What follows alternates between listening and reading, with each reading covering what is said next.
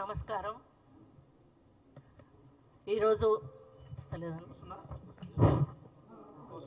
ఈరోజు బీసీ కులగణన మీద నిన్న అసెంబ్లీలో జరిగినటువంటి కార్యక్రమాన్ని మీరంతా కూడా చూశారు. ఎప్పుడైతే ఎలక్షన్స్ మొదలైనాయో అప్పుడు మన రాహుల్ గాంధీ గారు వచ్చి ఒక డిక్లరేషన్ ఇచ్చారు. తప్పకుండా బీసీ కులగణన జరగాలి అని చెప్పి వారు ఆదేశాలు ఇవ్వడం జరిగింది. మన తెలంగాణలో ప్రభుత్వం వస్తే మొట్టమొదటగా కులగణన మీద కాన్సంట్రేట్ చేస్తాము అని కూడా చెప్పారు. మరి ఆయన పాదయాత్ర చేసేటప్పుడు ఆయనకు అనుభవంతో ఈ ఆలోచన వచ్చింది. ఇప్పటి వరకు ఎక్కడా కూడా కులగణన అధికారికంగా జరగలేదు. గతంలో ఎప్పుడో బ్రిటిష్ కాలంలో జరిగితే ఆ తర్వాత 2011 సెన్సెస్నే మనం కంటిన్యూ చేస్తూ ఉన్నాము. కానీ అది ఉట్టి సెన్సెస్ మాత్రమే ఉంది, కానీ బీసీ కులగణన అందులో లేదు అనే విషయం అందరికీ కూడా తెలుసు. మరి రాను రాను బీసీల పర్సంటేజ్ పెరుగుతూ ఉన్నా కూడా బీసీలకు సామాజిక న్యాయం, ఆర్థిక న్యాయం, ఉద్యోగ, విద్య, ఇతర రంగాల్లో సరి అయిన న్యాయం జరగడం లేదు అనేటువంటి ఒక ఆలోచనతోటి రాహుల్ గాంధీ గారు తప్పకుండా బీసీ కులగణన జరిగి అందరికీ కూడా సమానంగా అన్ని హక్కులు పొందే విధంగా మనం ఇక్కడి నుంచి నిర్ణయాలు తీసుకోవాలని వారు కోరడం జరిగింది. దాన్ని దృష్టిలో పెట్టుకొని మన ముఖ్యమంత్రి గారు రేవంత్ రెడ్డి గారు అధికారంలోకి రాగానే మరి ఏవైతే రాహుల్ గాంధీ గారు ఇచ్చారో దానిని అమలు చేయడానికి బీసీ కులగణన చాలా పగడ్బందీగా చేయడం జరిగింది. మరి దాన్ని ఈరోజు మేము ఒక రిపోర్ట్ రూపంలో అసెంబ్లీలో పెట్టి మరి స్టేట్మెంట్ రూపంలో దాన్ని వాళ్లకు డిస్కషన్కు పెడితే, డిస్కషన్ కూడా స్టేట్మెంట్ అంటే వినాలి, అయినా కూడా డిస్కషన్కు కూడా పెట్టాం. డిస్కషన్కు పెట్టినప్పుడు వాళ్ళు ఏమైనా తప్పులుంటే చెప్పాలి, సలహాలుంటే ఇవ్వాలి, ఏమైనా సూచనలుంటే చెయ్యాలి. అంతేగాని పూర్తిగా ఏమీ మాట్లాడకుండా ఇది ఒక పనికిరాని కాగితం, ఇది అసలు దీని సరి అయిన పద్ధతిలో జరగనే లేదు, ఈ కులగణన మొత్తానికి కూడా తప్పు, దీన్ని అసలు మేము ఎక్కడా కూడా ఆమోదించము అని చెప్పి వాళ్ళు బాయ్కాట్ చేసి పోవడం ఏదైతే ఉందో బీసీల మీద వాళ్లకు ఎటువంటి ప్రేమ ఉందో అర్థమవుతా ఉంది.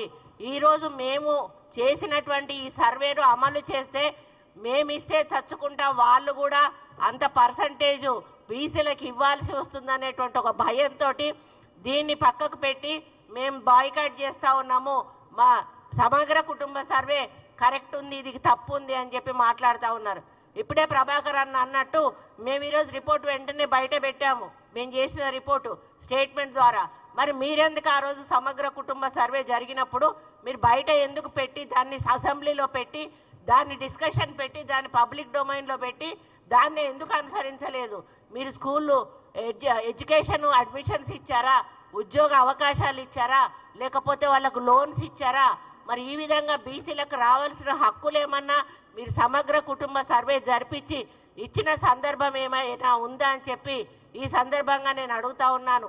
ఈరోజు రాహుల్ గాంధీ గారు తలెత్తుకొని గర్వంగా చెప్తా ఉన్నారు, మా కాంగ్రెస్ పార్టీ ఉన్న తెలంగాణ రాష్ట్రంలో బీసీ కులగణన జరిగింది, అక్కడ మేము బీసీలకు న్యాయం చేస్తామని చెప్పి వారు చెప్పడం జరుగుతూ ఉంది.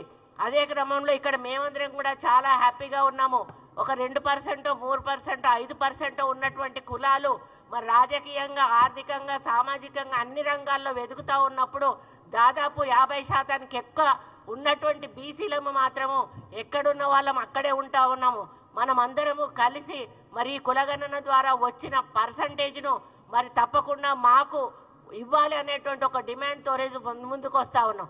దీన్ని పాజిటివ్గా పబ్లిక్లోకి తీసుకుపోవాల్సింది పోయి వాళ్ళు నెగటివ్గా పబ్లిక్లో దాన్ని ఎక్స్పోజ్ చేసి కులాలను రెచ్చగొట్టి ఈరోజు వాళ్ళు మరి పబ్బం గడుపుకునే పనిలో ఈరోజు పిఆర్ఎస్ వాళ్ళు ఉన్నారు. ఒకటే చెప్తా ఉన్నా నేను, బీసీ కుల సంఘ నాయకులందరికీ కూడా ఇది ఒక చరిత్ర. మరి ఎప్పుడో బ్రిటిష్ వాళ్ళ తర్వాత 2011 తర్వాత ఈరోజు రాహుల్ గాంధీ నాయకత్వంలో రేవంత్ రెడ్డి గారు చేసిన ఈ కులగణన చాలా ప్రతిష్టాత్మకమైనది, మన జీవితాలను మార్చేటువంటి కులగణన. దీన్ని మనం అందరం కూడా ఒప్పుకుంటే రేపు మనమే కాదు మన ఫర్దర్ జనరేషన్స్కు కూడా చాలా లాభం జరుగుతుంది. దీనివల్ల ఎన్నో ఉపయోగాలు ఉన్నాయి. ఆర్థిక సమానత్వం, విద్య, రాజకీయం, ఉపాధి ప్రతి ఒక్క దాంట్లో కూడా దీని ద్వారా మనకు సమాన న్యాయం జరుగుతుంది కాబట్టే ఈ కులగణను ఈరోజు బీసీలకు అనుకూలంగా ఉండాలని ఈరోజు మనం చేయడం జరిగింది. దయచేసి మరి వాళ్ళు వీళ్ళు చెప్పేటువంటి మాటలు పట్టుకొని మీరు పక్కదారి పట్టినట్టయితే ఇది అమలు కాకుండా అడ్డుకోవడమే లక్ష్యంగా ఈరోజు ప్రతిపక్షాలు ప్లాన్ చేస్తూ ఉన్నాయి. ఒకవేళ ఇది అమలు కాకుండా అడ్డుకుంటే జరిగే నష్టము మన బీసీలకే జరుగుతుంది కానీ వాళ్లకు మాత్రం జరగదు. ఈ అవకాశాన్ని మనం వదులుకుంటే మళ్ళా ఎన్ని సంవత్సరాలైనా కూడా మళ్ళీ మనకు మన బీసీలకు హక్కు కల్పించుకునే అవకాశం అస్సలు కూడా రాదు అనే విషయాన్ని మీరు దయచేసి గ్రహించండి. ఇప్పుడే పొన్నమన్న అన్నాడు, ఇందులో ఏమైనా ఇప్పుడు ఏ తప్పు చేసినా ఏది చేసినా కూడా ఒకటో అరో ఎక్కడో చిన్న తప్పు జరుగుతుంది. 100% కూడా ఎక్కడా కూడా జరగదు. ఇందులో ఏమైనా పొరపాట్లు జరుగుంటే దయచేసి తీసుకురండి. మీరు కులాల వారీగా తీసుకొస్తారా, గ్రామాల వారీగా తీసుకొస్తారా, మండలాల వారీగా తీసుకొస్తారా? ఏమైనా ఇబ్బందులు జరుగుంటే మరి ఇవి జరిగినాయి అని చెప్పినప్పుడు మళ్ళీ మేము రీవెరిఫికేషన్ చేసి ఆ డేటా ఏదైనా తప్పు ఉంటే కూడా సరిచేసే ప్రయత్నం చేస్తామని చెప్తా ఉన్నాము. అంతేకాకుండా ఇప్పటికే ఎన్యూమరేటర్లకు 150 ఇండ్ల చొప్పున ఏవైతే ఇచ్చామో అవన్నీ కూడా ఇట్లా కాగితాలు 150 ఎలక్షన్ కట్టలు ఎట్లయితే కడతారో కట్టి అవన్నీ కూడా భద్రపరచడం జరిగింది. ఎక్కడ డాటా కూడా మిస్ అయ్యే అవకాశం లేదు. 100% మీరు ఈరోజు ఒక పేరు చెప్పి, ఒక ఊరు చెప్పి, ఒక ఇల్లు గురించి చెప్తే, ఒక